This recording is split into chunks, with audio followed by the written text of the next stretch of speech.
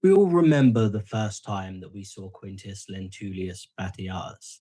He wasn't the mountain of muscle or a high-born senate. He was frantic, sweating, swearing underdog.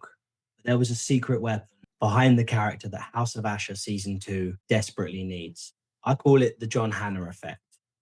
Hi, my name's Harry Reardon. And thank you so much for watching. Now, as you know, I'm a huge fan of the Spartacus properties. I have been since the very first trailer got released 14, 15 years ago. And I've been really loving the new season. I've been watching it. And what I do once I'm finished is I text a couple of my friends and they text me back and we've been discussing it. Really love the new series, but something has felt missing. And I couldn't quite picture it until I went back and rewatched the original series, which I'm in the middle of now. Before Spartacus, we knew John Hannah as the lovable, stuttering comic relief from The Mummy. He was the ultimate good guy. When he was cast as Batiatus, it was lightning in a bottle. Batiatus wasn't just evil, he was viciously cunning and pathologically spiteful. Yet, because he had John Hannah's face, we rooted for him. And we wanted to see him succeed even when he stepped on the necks of our favourite gladiators, even at his worst moments. The one I think of a lot of the time is when Avidius sends the slaves to kill him. And Avidius walks into his ludus and it's dark and he stood in the shadows holding the boy. Avidius says, "Are you going to kill me?" And he says, "I'm not. My slave will." And then he lets the boy go to his dying father. Or the conversation he has with Spartacus, which is in the first trailer that drew me to the series originally, which was, "What would you do to hold your wife again? How many men would you kill?" The way he throws, the way he twists and manipulates every single person around him, including Ashur. And yet at any moment, it feels like his world is about to crumble around him. He's constantly struggling against Solonius, playing chess with Magistrate Calavius, and it's always high stakes. And even at his worst, we still do kind of root for him, even though we are fully aware that we shouldn't. And he made being a monster look like an Olympic sport because he did it with a charm that made you forget that this guy is a monster. And this is what House of Ashur needs. We know going into the season that Ashur is the bad guy.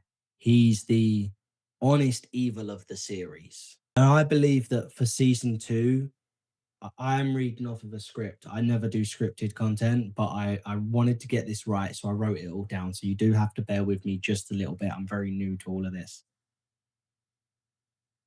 But he needs a rival that represents the dishonest good. Ashur needs a villain who has the John Hannah effect, someone that the audience is programmed to love.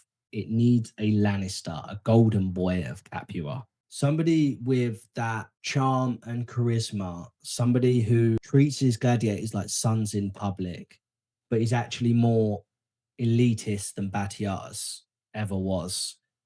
I put a small list together, which I've got in front of me. People I think of who are inherently, that come across as great, nice guys who have that charm and that charisma. People like Jensen Ackles, Brendan Fraser, who you want to love and you want to root for, and who have that, Alan Richson, who have that personality, and then to see them be able to switch on a dime.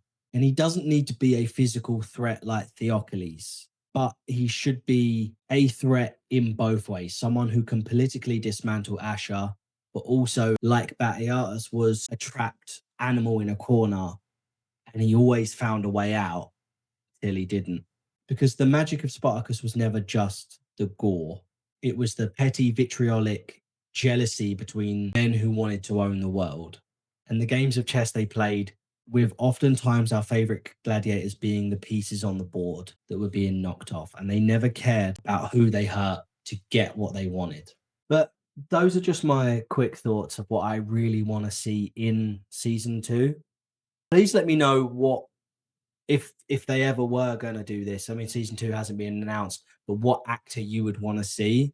I think of someone like Brendan Fraser because he's wholeheartedly comes across as the nicest guy in any room. And seeing someone like that switch and have that ability to be menacing, we need good villains again.